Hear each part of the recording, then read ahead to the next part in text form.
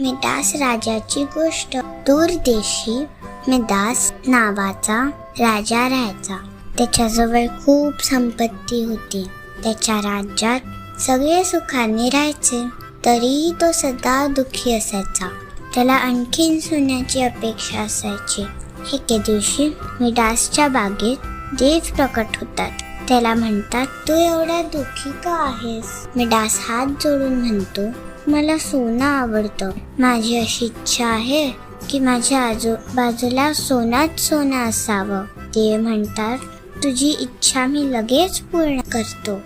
तू ज्याला पण हात लावशील ते सोनं होईल. तथास्तु. मिडास राजा त्याच्या गुलाबाच्या झाडाला हात लावतो.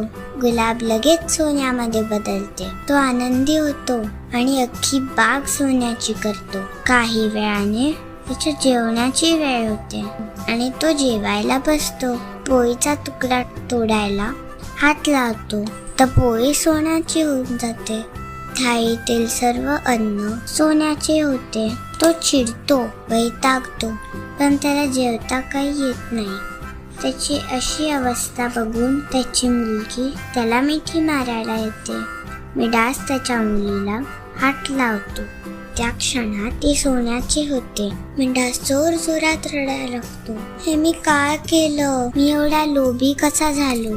अचानक देव तिथे प्रकट होतात. अरे राजा, तू रडत का आहेस? तुझ्या चारी बाजूला सोनं आहे ना?